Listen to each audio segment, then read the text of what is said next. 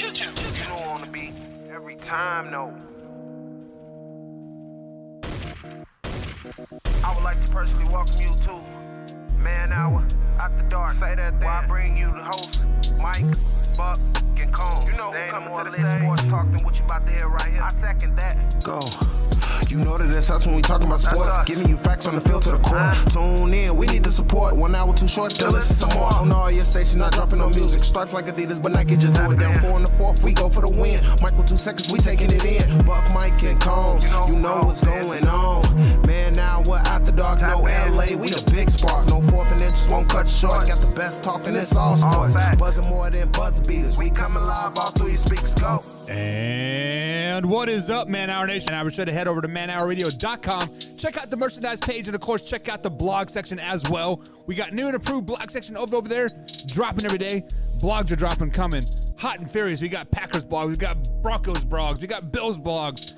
Almost every NFL team is covered over there, except for those dreaded Green Bay Packers, because who wants to cover those guys? Those guys are just terrible. But it is Fantasy Football Wednesday, so that means one thing.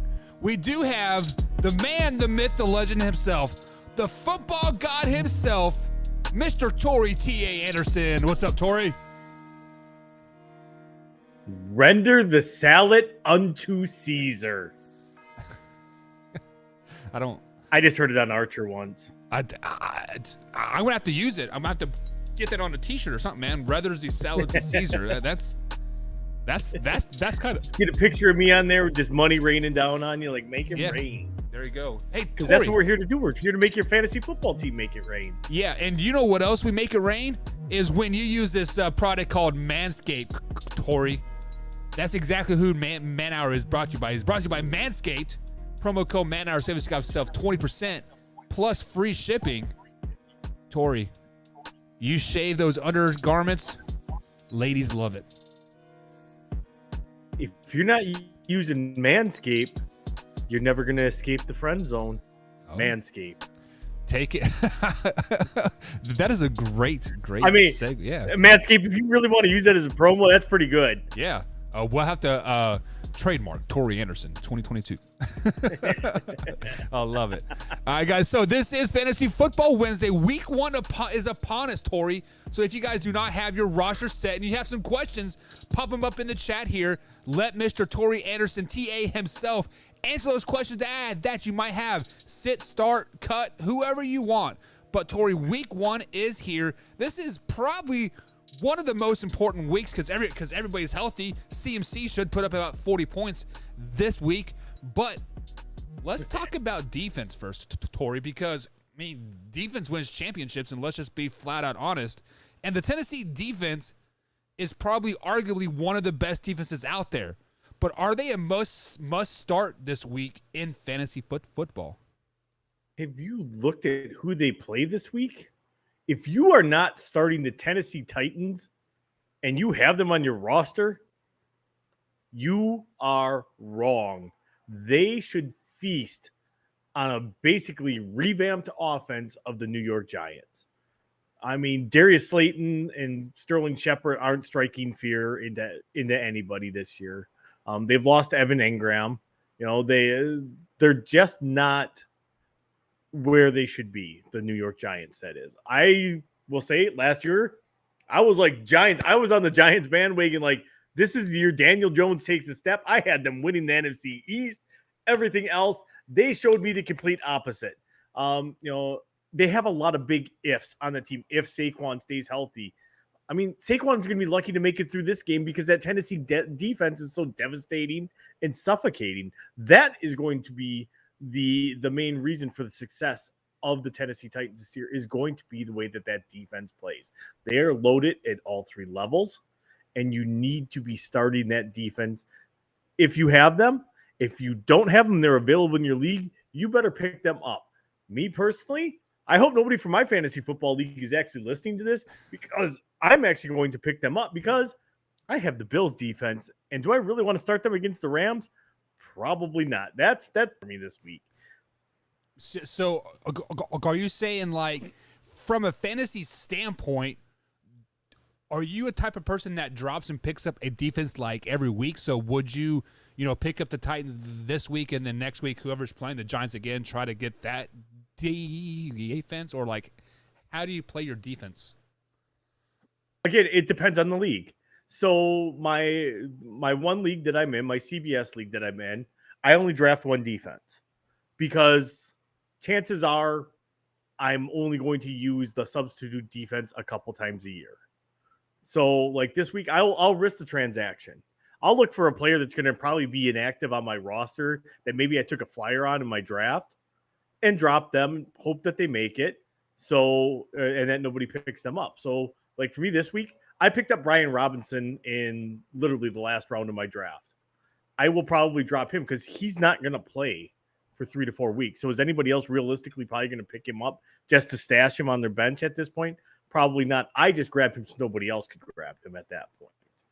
Do I think I can sneak him through the waiver wire for a week? Probably. Is it going to cost me money? Absolutely. Now, in our league, I actually drafted 2 defenses because we had more rounds when it came to that. I only do 14 rounds in that. We had 16 rounds in ours.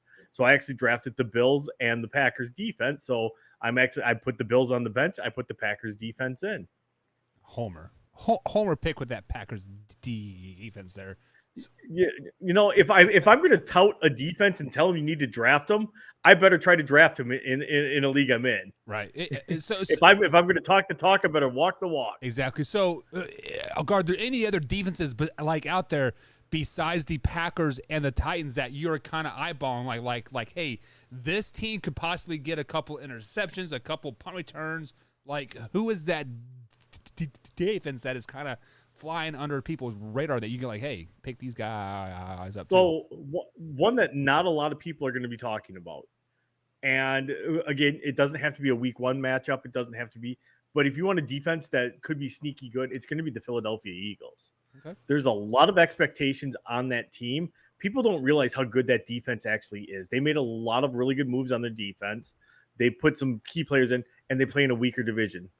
Are the Commanders really doing anything? Probably not. Are the Giants doing anything? Probably not. Cowboys are overrated.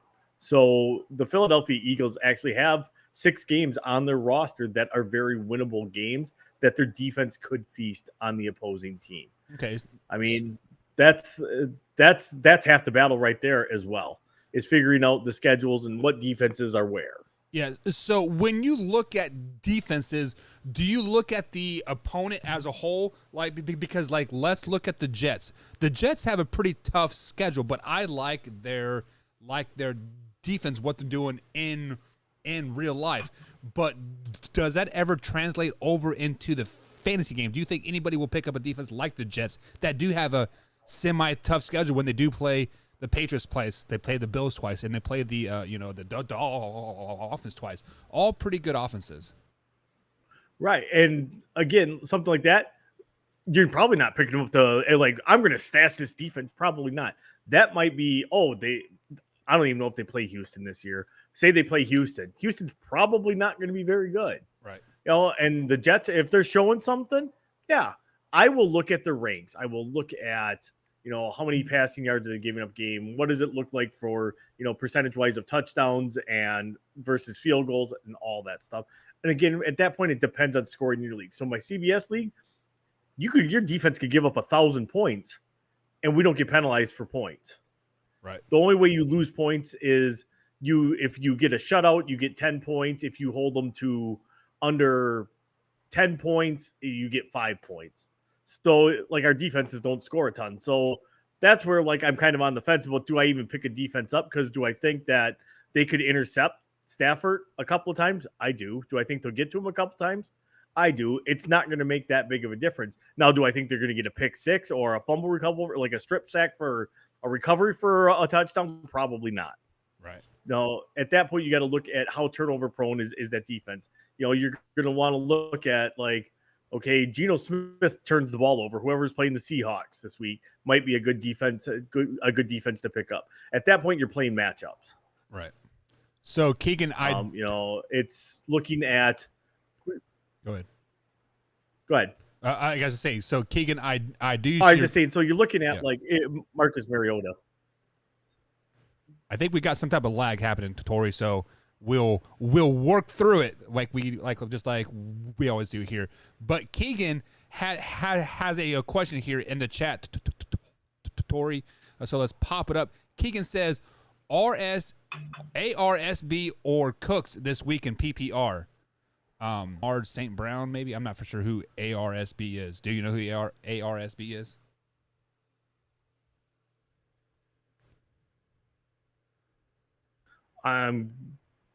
ARSV? B as in boy. So I think it's Ahmad St. Ahmad St. Brown, because it looks like he has a Lions profile picture. So, he's talking about Amon-Ra St. Brown. Yeah. Or Cooks. And so what was the question? Because it kind of cut out there. So ARSB or Cooks this week in PPR. Who would you start? In a PPR league? Yep. Green Bay's notoriously not good against the run. They will give up catches to a running back. As much as I'm a Packers fan, I'm also a realist too. I mean, anybody that's watched this show knows that I try to remain in logic as much as possible and try to not let my fandom get in the way. I would say again, Dalvin Cook. Dalvin Cook was probably a top 5 pick in your league. How do you not leave him on the field He is saying versus Cooks, on your bench? like, so Brandon Cooks. Brandon Cooks. Yeah. Oh, that's a great question. I would honestly probably go with Amon-Ra St. Brown then at that point. Amon-Ra St. Brown is, again, a name not a lot of people are talking about. The guy's listed in a lot of leagues as a top 15 wide receiver, and I think he could actually do that, maybe even a little bit better. I'm not saying top 10, but I say that's probably pretty close, 15 to 10. I bet he is in that spot. So I would go with Amon-Ra St. Brown all day long. Yeah, and I'm not even know who is Brandon Cook still playing for the Rams, or did he get traded to the Titans? No, he's on the Texans. He's the number 1 for the Texans. I'm thinking Robert Woods got traded to Robert Woods got cut, and then he signed with the Titans. Yeah, so why would you even sign a receiver that plays for the Texans? Like, I do like Davis Mills, but probably not going to get the ball that much, right? False. And we'll get to that a little bit later on with some of the other things I'm gonna kind of talk. It's a team that's going to play from behind. What do you think they're going to do? Run it? Right. Yeah. They're going to be chucking it around. True. There's actually a lot of opportunity for fantasy wise for players from the Houston Texans. I took Dameon Pierce in my one league. I think he's going to be a good running back. He's going to be a good dual threat running back, I believe. And they have some solid weapons in there. They just need that time to gel. They are the Arizona Cardinals of 3 years ago. Okay. I mean, I'm a Davis Mills fan, so I actually picked him up in my fantasy league, and Sydney's like, well, what are you drafting him for? Like, I have faith. So speaking of faith, there are a lot of waiver players that are out there, and this is the week 1. Are there any early waiver claims to help your team on Sunday? Absolutely. If you look at your draft, you look at something, you're like, I don't feel good about this. Play your gut. And actually right before we went on, I went over this with somebody. So if you're not following our fantasy football discussions group on Facebook, you need to follow that. I interact with everybody. I answer every question that gets thrown at me there. And theirs was like, I have, I think they were debating about Adam Thielen and stuff like that. And it brings up an interesting point because one of my players that nobody is really talking about, nobody is really, he's probably available in most leagues. He probably was not drafted, is KJ Osborne. Adam Thielen is an injury-prone 32-year-old wide receiver for the Vikings at this point. He's still a good receiver when he's healthy. But if you watched anything last year, KJ Osborne started coming on. KJ Osborne is a prime breakout candidate that was not drafted in your league, almost guaranteed, because he's the number 3 wide out there. He is going to start cutting into those targets that Adam Thielen got. He quietly caught 7 touchdown passes that nobody knows about last year. That's better than some of the better named receivers. Right. He had 50 catches for like 500 and some yards. He's projected for 51 catches for 635 yards for like 7 touchdowns again this year. He is a target that nobody is talking about. If he is available on your waiver wire, which chances are he probably is, you need to be picking him up, especially if you have Thielen or you have Justin Jefferson as a handcuff. It is never a bad idea to handcuff one of your best players, because if something happens to them, somebody has to step up. And KJ Osborne would be that guy for the Minnesota Vikings, hands down. So name that player one more time. KJ Osborne? KJ Osborne from the Minnesota Vikings. Right now, he's the number 3 wide receiver there. All right, guys, you heard it here first. Pick him up right now on your fantasy draft. So, Tori, we have a lifelong subscriber here that just popped in the man hour. Do you have your syrup ready? Because Nana is in the chat. She says, hey, guys, what's up, Nana? Long time no see. Hope you are doing it. My boys miss you. My boy says, where's Nana? Where's Nana? They're missing their Nana. We love you, Nana. Every day we love you. Yeah. So Nana is by far the best Nana ever, Tori. I'm just going to throw it out there. My boys put her on this pedestal, and when she comes over and like hangs out, dinosaurs and Coco Melon, like she is on the floor playing with them, and they love every minute of it. She makes me look like a terrible parent because, you know, she's like 60 years old and I'm 30. I'm like, I'm not getting on the floor. What are you guys thinking? What do you mean? I got to get back up off the floor. Right? Like, man, I got to roll and use a hand to dig to like get up there. I mean, it's just crazy. So besides KJ Osborne, are there any more waiver wire players that you are possibly eyeballing? There's another, and I'm going to go with Amon-Ra St. Brown's brother. He's listed right now in the depth chart in Chicago at number 2, and another team that's not going to be very good that's going to chuck it around. Equinamia St. Brown. He had problems in Green Bay staying healthy, but when he did, he flashed. He's like 6'6", big-bodied receiver. He's got good speed. He's got good hands. The problem for him is he's never been able to stay healthy. If he can, now he's getting a chance to get on the field on a consistent basis. If he stays healthy, that is another option, because Darnell Mooney is basically considered the only option at receiver in Chicago this year. And again, it's a team that's going to be down a ton, that's going to have to chuck it around, and somebody has to get those injury replacement. So again, if you have Darnell Mooney at that point, or even a Cole Kmet who's going to get a ton of catches, that's somebody you want to use as a handcuff. My last one that I got for us for that, and I'm sorry, Buck, but Clyde Edwards-Helaire is not a good running back. Sorry, Kansas City fans. He's just not that good. Pacheco, I think, by midseason will have overtaken him. And again, another running back that's probably not been picked up in a lot of leagues. Again, handcuff. If you have Clyde Edwards-Helaire, you need to be picking up Pacheco just in case. Because in my opinion, he looked better in the preseason. Clyde Edwards-Helaire has not been the running back that the Kansas City Chiefs expected. He shows brief stints of it, but he has never been the consistent back for them. Yeah, you are exactly right. And also on the flip side of the Isaiah pick there, me being a Chiefs fan, and I've watched Chiefs camp all season long, he has been a lot of that Tyreek Hill mold as well. So he's been playing a lot of receiver, like a lot of slot back. So Isaiah is going to get a lot of touches. So perfect for a handcuff. So there are some newer people here in the chat, Tori, and explain to them what a handcuff actually is. What is a fantasy football handcuff? So a fantasy football handcuff is an insurance policy, essentially, against one of your top players going down.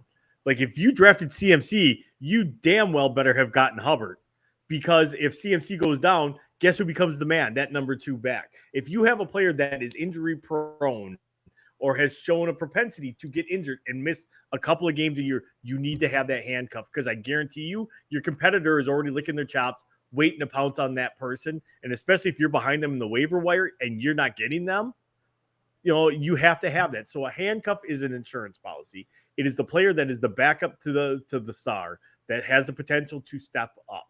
Again, I'm going to use Green Bay for the example right now. Alan Lazard, he's considered to be the all-everything number 1 receiver. Guess what? He's out injured. You know who our number 2 is? Our number 2 right now is Sammy Watkins. Sammy Watkins could put up huge numbers, which again, I'm in a league with a bunch of people from Green Bay, so Sammy Watkins was actually drafted. So most leagues he's probably not being drafted. But that could pay huge dividends. If Alan Lazard can't go this week, Sammy Watkins is going to be the guy in Green Bay, the number one receiver this weekend. Yeah, so like there are people out there that are still doing their drafts, so definitely jump on that handcuff board. I have not been a huge handcuff fan until this year, and I'm really excited about my team because I got both Zeke and Tony Pollard. So if one happens to get hurt, And again, if you've ever listened to me, you better be starting Tony Pollard over Zeke because, again, their coach will abandon the run at the first sign of slight trouble and start throwing it to the running backs. And at that point, Tony Pollard becomes their featured back. Yeah, and as you guys see, Torrey has a Green Bay hat on there, and he has years of seeing that, so he definitely knows what he's talking about with the Mike McCarty thing. Absolutely, I could pretty much call McCarthy's plays for him. I could go be his OC. Yeah, the Mike McCarty effect travels down to TA there 100%. So, Torrey, before we wrap up today's show and like everybody gets their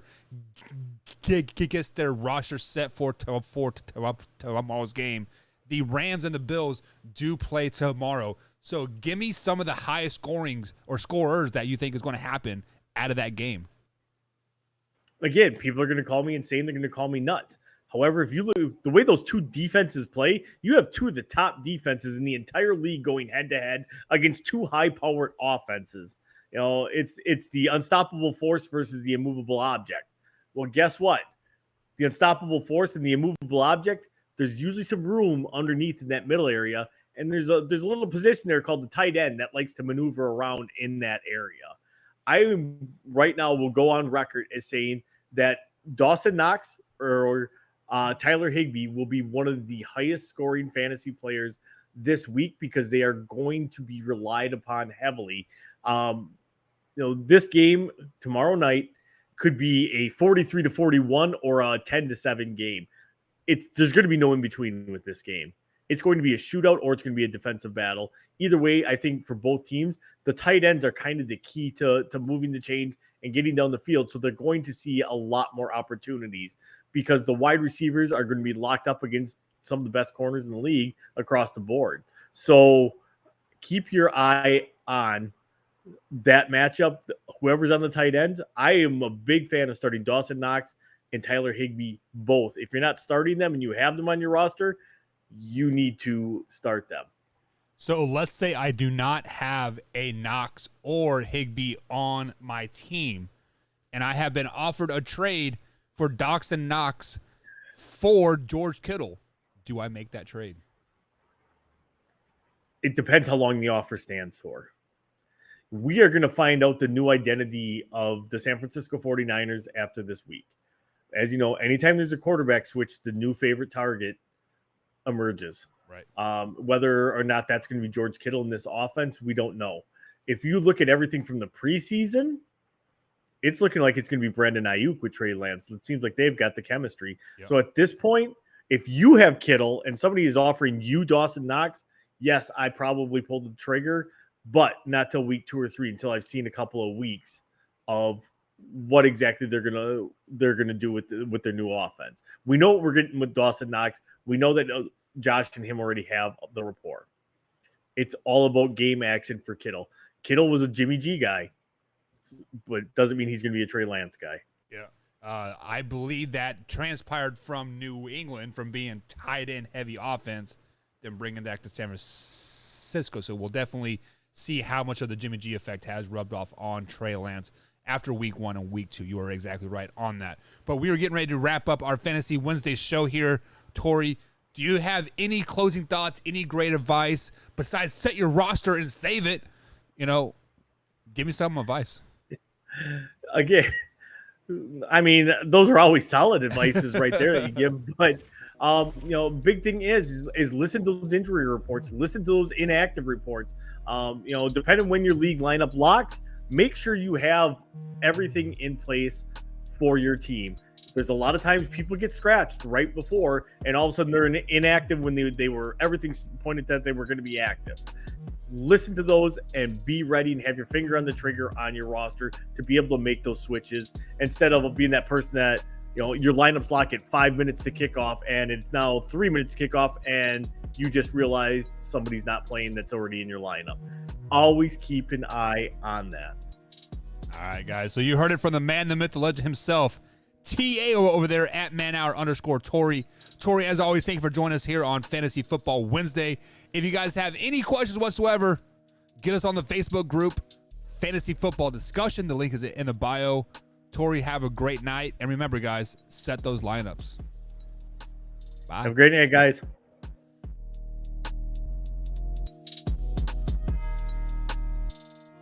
All right, man. We are clear in the clear.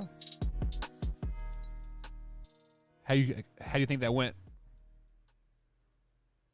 Yeah, it definitely went pretty quickly. So